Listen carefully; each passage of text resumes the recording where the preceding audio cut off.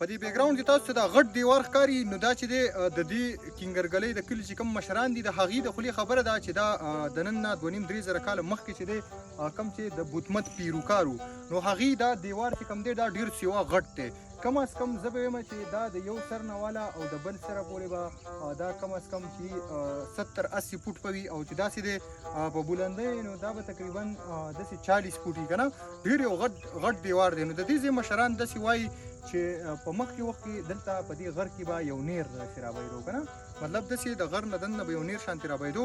څنګه چې که تاسو خیال کړی وي په کشمیر کې یو غر دی د هغې نه داسې یو ډېر غټ شانتې ابشار شانتې رابهېږي، نو هغه شان د دې نه به ډېر یو غټ نیر راوتو د دې غر نه.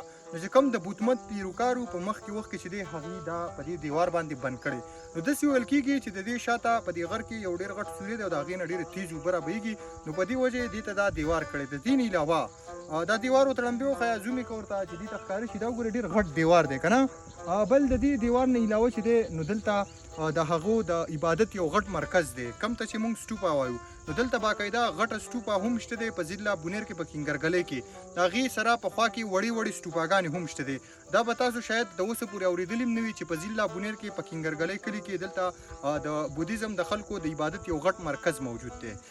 نن چې دی هغې ته راغلی یم، دا چې ولاړ یم دا چې کوم د عبادت غټ مرکز دی د هغې چې کوم خوا و شا کمې د رهایش کمرې وي نو هغه دي.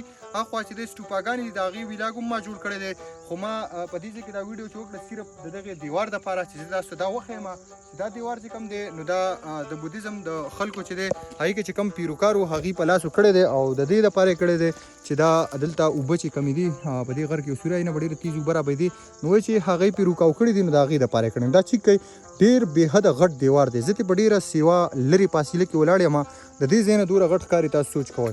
بیا هاخوا چې دی روډ دی او دغه کینګرګلۍ کلی دی، د دغې کلي نه چې دی دا دیوار په نظر راځي ډېر یو غټ دیوار ښکاري. ولې چې دا ډېر غټ دی. دا چیک کوي دغه پې اوس جواد دي ناست دي کوم چې زما سره راښتي دي دغه چیک کوي او د دې دیوار د دغې سر نه واله او د هغې سر پورې زه یم چې بلکې 70-80 فوټ پوي کم از کم که د 100 فوټه پورې نیولې چې ډېره غټه کافي فاصله زه ترې به ډېر لرې دغه کې ولاړ یم او ډېر سیوا ترې لرې یم که نه.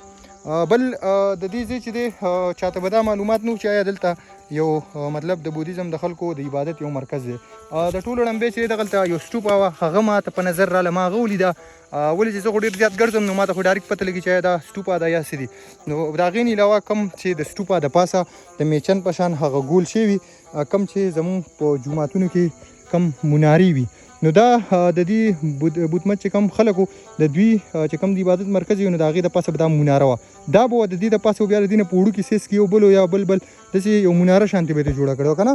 نو چې دا مې بیا ولیدو نو 100% پې زه شور شوم چې بالکل دلته مرکز دی. ما په خپله هغه سټوپا دی دغلته هغه مې ولیده بالکل داسې ګول سټوپا ده کوم چې دا نورې وي که نه، خو دا دی چې دا خاورې پرې راغلي دي نو په دې وجه ښکاري نه، نو پته یې نه لګي که نه.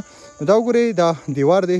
ما غوښتل چې زه تاسو ته د خپلې کیمرې په سترګه په کینګرګلۍ کې نن دغه دیوار ومخیم چې دا یو داسې دیوار دی چې د دې شاته ډېر غټ د اوبو نیر دی او هغې پې مطلب بند کړی دی.